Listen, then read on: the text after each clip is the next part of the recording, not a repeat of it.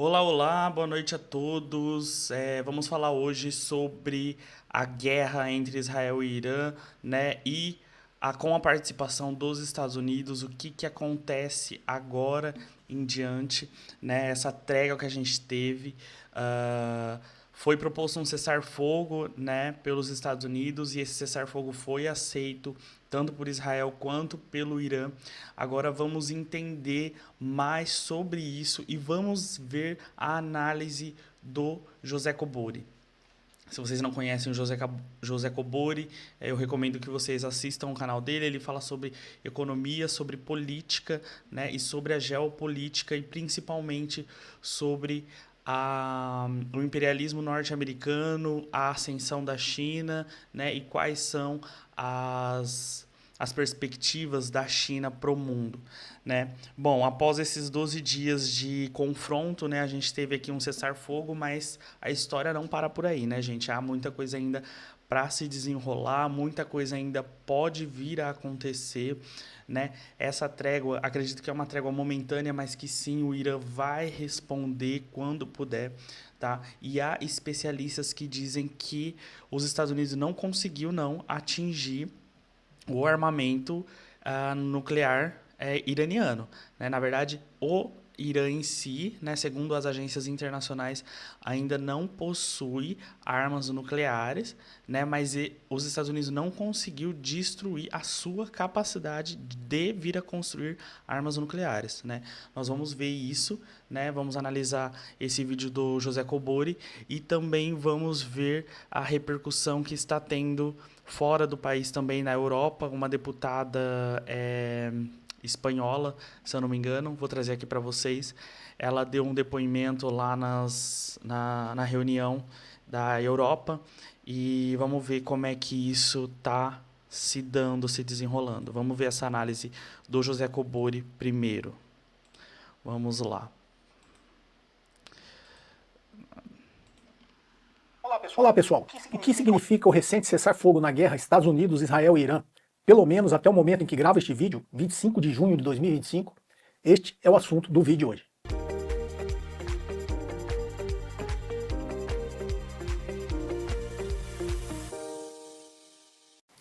Bem, pessoal, se o assunto do seu interesse é finanças, estratégia empresarial ou economia política e também gosta de reflexões como tudo isso se conecta com filosofia e os rumos da humanidade, considere se inscrever aqui no meu canal. E caso se inscreva, não esqueça de ativar as notificações para ser avisado sempre que eu postar um novo conteúdo. E não esqueça de deixar o like e fazer os seus comentários aqui abaixo. Vamos lá ao assunto de hoje. Donald Trump anunciou na noite de segunda-feira, 23, pela sua rede social, bem ao seu estilo de blogueiro presidencial, um cessar-fogo na guerra iniciada ilegalmente por Israel e depois apoiada com bombardeios dos Estados Unidos contra o Irã. Na manhã seguinte, nesta terça, dia 24, precisou dar um chilique, pois parece que Benjamin Netanyahu não havia acessado a rede social de Donald Trump. Seria cômico se não fosse trágico que o presidente da nação com o maior poderio militar do mundo anuncie decisão tão importante para a paz mundial por sua rede social e seja desmentido por ações de Israel logo em seguida. O ataque iniciado por Israel contrariando o direito internacional e a Carta das Nações Unidas, bem como os relatórios da Agência Internacional de Energia Atômica e da própria inteligência dos Estados Unidos, que afirmavam que o Irã não estava desenvolvendo uma arma nuclear, é só mais uma jogada do sistema imperialista americano que tem o Estado de Israel como proxy no Oriente Médio para manter a sua hegemonia na região e confrontar a China. No xadrez da geopolítica mundial, essa é mais uma jogada dos Estados Unidos para manter a ordem unipolar e tentar salvar a sua hegemonia. Como já expliquei em outros vídeos aqui no canal, que devem aparecer nos cards e na descrição deste vídeo, os Estados Unidos da América não têm mais como sustentar uma ordem mundial unipolar. A ascensão da China é irreversível. Donald Trump e seus assessores têm um plano em várias frentes para evitar o declínio do Império Americano, e todas as frentes têm um objetivo final: minar a ascensão da economia chinesa. Na frente comercial, iniciou uma batalha tarifária que já está perdida. Confrontou todos os países do mundo, até aliados e pinguins, e como já era previsto, não deu certo. Dados recentes mostram que as exportações chinesas para os Estados Unidos caíram 34%, mas no total de exportações ainda cresceram 5%, impacto compensado por todos os outros países do mundo. Para continuar financiando sua poderosa máquina de guerra e manter o serviço da dívida cada vez maior, os Estados Unidos precisam manter a hegemonia do dólar e as taxas de juros das treasuries americanas em níveis baixos. Suas ações para essa última não estão dando certo, e para a primeira é que entra a guerra. Como já disse algumas vezes, os impérios costumam cair atirando. Para manter a hegemonia do dólar, sua mais poderosa arma, e que financia todas as outras, é preciso parar a ascensão da economia chinesa. O Irã é peça-chave na estratégia americana. O país é a última resistência anti-imperial e anticolonial no Oriente Médio. Para Israel se tornar hegemônico e, consequentemente, os Estados Unidos, é preciso derrubar o regime iraniano. O Deep State americano tem planos antigos de cercar a China e miná-la econômica e estrategicamente. Este plano está numa fala de 2007 do general do exército americano Wesley Clark, ex-comandante da OTAN. Precisamos derrubar 7 governos. Para isso, tinha planos detalhados de como mudar os regimes não alinhados com o sistema imperialista. Vindo pela África, já fez capturar a Líbia, o Sudão e a Somália. O Egito já era um aliado. Já no Oriente Médio, derrubar os regimes do Iraque, da Síria, do Líbano e do Irã. A Síria caiu recentemente, restava apenas o Irã. Não é coincidência que Donald Trump, após bombardear o Irã sob o pretexto de destruir suas instalações nucleares, tenha tuitado, abre aspas, por que não uma mudança de regime? Fecha aspas. Derrubar o regime iraniano atende a vários interesses estratégicos americanos. Desestabilizar os BRICS, já que o Irã foi aceito em 2024 como membro pleno do bloco. Dissuadir outros países da região a vender petróleo sem a utilização do dólar, já que o Irã vende para a China nessa condição como forma de contornar as sanções impostas pelo Ocidente. Dissuadir principalmente a Arábia Saudita, que recebeu o convite para integrar o BRICS e não aceitou ainda como forma de barganha com os americanos. A Arábia Saudita é o player mais importante para manter o sistema petrodólar.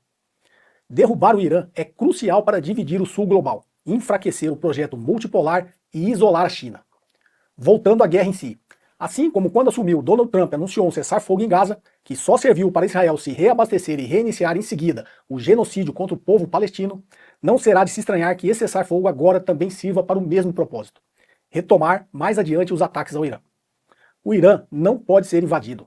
Precisaria de uma operação maior que o famoso desembarque aliado na Normandia em 1944. Bombardear e destruir um país não é vencer uma guerra. Essa, como todas as outras empreendidas pelos Estados Unidos após o final da Segunda Guerra Mundial, não será vencida pelos americanos. É só mais um erro estratégico. Um conflito prolongado no Irã prenderá a atenção dos Estados Unidos, drenará recursos e será uma guerra de difícil saída.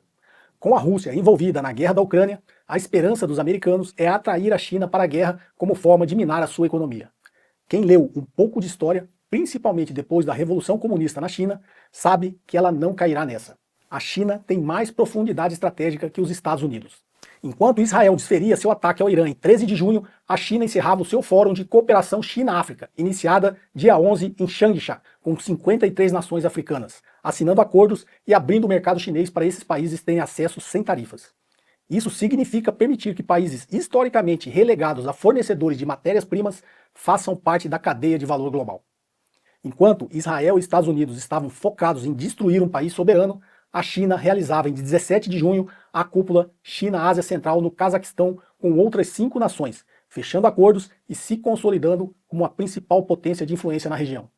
Os Estados Unidos se acostumaram a definir países não alinhados ao sistema imperialista como eixo do mal. Enquanto uns jogam bombas, outros fecham bons negócios mútuos. Quais países, na sua opinião, integram o eixo do mal? Espero que a reflexão de hoje possa estimular em você um pensamento crítico melhor. Bom, então é isso, né, pessoal? De acordo com a análise aqui do professor José Cobori, né, na verdade, tudo isso que está acontecendo é uma tática, né, é uma estratégia dos Estados Unidos para manter a sua hegemonia, né? E, óbvio, fazer o contraponto à China. A gente sabe que a China já está chegando muito próximo de passar os Estados Unidos como superpotência do mundo, né?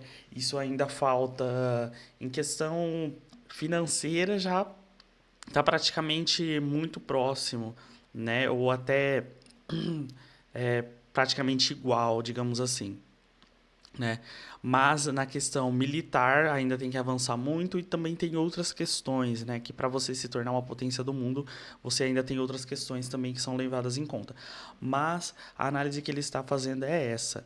né? O Irã era um dos únicos países, né, ali do Oriente Médio, né, ali daquela região, que ainda fazia um contraponto ao imperialismo norte-americano, que se opunha a isso e que partia para cima quando necessário, né? Então, na verdade, esse ataque, né, ele não tem tanto assim, ele não tem tanto objetivo de proteger Israel ou de acabar com as armas nucleares do Irã, mas sim de manter a sua hegemonia ali na região, principalmente pela questão do petróleo, né, gente? O Irã é um dos países que ia fazer parte dos BRICS, né? Se eu não me engano, ele já aceitou a fazer parte dos BRICS, ou seja, os BRICS é uma união de países, inclusive o Brasil faz parte, o Brasil é um dos líderes, a Dilma Rousseff ela é a diretora, né, do Banco dos BRICS, a presidente do Banco dos BRICS. A China é um grande player também que faz parte do Banco dos BRICS, a Rússia, a Índia, enfim, e outros países também que começaram, a África do Sul, que começaram a participar e a entrar no bloco do BRICS, né? O que isso significa? Isso significa muito, principalmente para os Estados Unidos, porque uma das ideias do BRICS é acabar com o dólar, é acabar com a dolarização. Ou seja, ao invés dos países membros do BRICS usarem o dólar para fazer as suas trocas comerciais, eles passarem a usar as suas moedas próprias ou até mesmo a criação de uma moeda única. Isso acabaria com os Estados Unidos. Se esses países, né, que já são muitos na lista, decidem a não fazer mais suas transações com o dólar, isso vai fazer o quê? Vai desvalorizar o dólar, vai acabar com o dólar e os Estados Unidos vai afundar, vai deixar de ser a superpotência que é hoje. E é isso, e é esse o medo dos Estados Unidos. Ele não quer que os países parem de fazer os seus negócios com o dólar, porque é o dólar que ainda dá o poder para eles. Ou seja, esse ataque, né, foi, na verdade, também uma demonstração de poder dos Estados Unidos e para que o Irã não tentar derrubar o governo iraniano, né? Na verdade, esse é o objetivo, tentar derrubar o governo iraniano para que você mude esse cenário geopolítico ali na região e o Irã não faça comércio com a China sem ser em dólar, tá? Então essa é a análise do Kobori, né? E isso realmente é uma das coisas que faz sentido. Agora eu vou trazer aqui para vocês uma informação do Twitter, né? Antigo X, aliás, do X, antigo Twitter, né? Eu tô aqui na página Geopol PT. Israel e os Estados Unidos são a maior ameaça para a humanidade. A deputada espanhola Irene Montero desmontou a hipocrisia da liderança federalista da União Europeia no atual cenário geopolítico, onde mais não são que uma sucursal dos Estados Unidos e dos negócios de Trump. Se querem guerra, vão vocês. É isso que diz a deputada. Tá, vamos ver aqui o que essa deputada falou lá na cúpula na União Europeia. Israel y Estados Unidos son la mayor amenaza para la humanidad en este momento y ustedes están alimentando al monstruo. Israel ataca ilegalmente a Irán mientras continúa su exterminio del pueblo palestino. ¿Y qué hacen ustedes? Ursula von der Leyen apoya a Israel diciendo que tienen derecho a defenderse cuando son el agresor, señora Kallas. El canciller alemán da las gracias a Israel, cito literal, por hacer el trabajo sucio por todos nosotros. Esos son los valores europeos. Qué repugnante y qué vergüenza, señora Kallas. Ustedes dicen que el peligro son las armas nucleares de Irán. Suena lo que decían de Irak. Pero es Israel quien tiene armas nucleares. Es Estados Unidos el único país del mundo que se ha atrevido a lanzar una bomba nuclear. En la próxima cumbre de la OTAN ustedes van a firmar el 5% de gasto militar y dicen que es para defendernos. Pero ¿de verdad nos protege, señora Kallas, estar a las órdenes de Trump? ¿Nos protege gastar el dinero de las pensiones y de los hospitales, como ha dicho el jefe de la OTAN, en armas? ¿Nos protege que Israel presuma de vender ahora, durante el genocidio, más armas que nunca a Europa gracias a sus éxitos? Dicen, ustedes con el rearme están financiando el genocidio. Así que, señora Kallas, deje de arrodillar a Europa ante Trump y Netanyahu, que nos están llevando a la tercera guerra mundial. Si quieren guerra, vayan ustedes. Bom, então esse foi o discurso, né, dessa deputada dizendo que o ataque do que os Estados Unidos fez, aliás, tanto Israel quanto os Estados Unidos, né, mas principalmente os Estados Unidos fez ao Irã, é um ataque que viola os direitos internacionais e, de fato, é um ataque que viola, até mesmo porque as autoridades que fazem o controle de armas nucleares e próprias autoridades dentro dos Estados Unidos afirmaram que o Irã não tem armas nucleares. Eles não têm. O que pode haver, sim, é uma pretensão. E pretensão é uma coisa, ter é outra, né? Há uma diferença muito grande. E eles ainda demorariam um bom tempo, né? Porém, há também quem diga que os Estados Unidos não conseguiu atingir os efeitos que dizem ter conseguido, né? Que isso não vai acabar com a tentativa de criação de armas nucleares do Irã e que, na verdade, eles só conseguiram atrasar isso por alguns meses, né, com esses ataques, mas que não é o fim. Vamos lá. Tô aqui com um outro post também que diz 6 razões pelas quais o Irã impôs uma derrota ao regime sionista e os Estados Unidos. Fim unilateral do conflito pelos agressores. O cessar-fogo anunciado não foi fruto de um acordo bilateral, mas uma retirada unilateral por parte de Israel e Estados Unidos, né? Na verdade, assim, não foi um cessar-fogo acordado com o Irã. Eles falaram assim, vamos fazer um cessar-fogo e pararam de atacar os Estados Unidos e Israel. Né? E aí o Irã parou de se defender, obviamente, porque o Irã também não tem cacife para peitar esses dois países, né? Então, para eles também a melhor saída é parar. Apesar de suas ameaças de rendição incondicional do Irã, foram eles que declararam o fim das hostilidades sem qualquer concessão iraniana, após os mísseis atingirem bases estadunidenses ao Udeid, Catar e alvos israelenses. Vamos lá, continuando aqui. O último golpe partiu do Irã. A última ação ofensiva foi do Irã, com ataques diretos a bases estadunidenses no Catar e ao território israelense. Isso inverte a lógica tradicional dos conflitos, onde geralmente quem recua é quem sofre a ofensiva final. O Irã demonstrou capacidade de resposta e impôs o desfecho do confronto. Prejuízo estratégico para o inimigo. As perdas infligidas pelo Irã superaram as expectativas dos seus agressores. Essa informação eu já não sei dizer para vocês, porque isso também não foi muito divulgado, quais perdas são essas, né?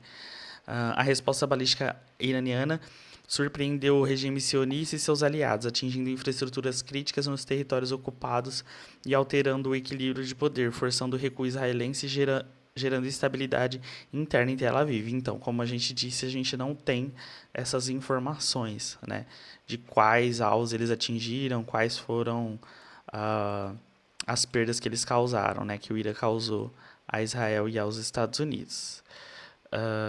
Vamos lá.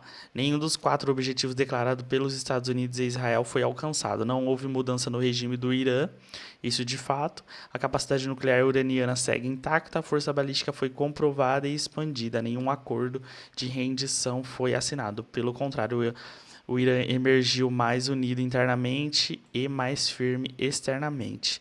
Derrota mascarada por propaganda. Donald Trump e autoridades israelenses tentaram transformar sua retirada em suposta vitória através de postagens e pronunciamentos públicos. Bom, de fato, o que há?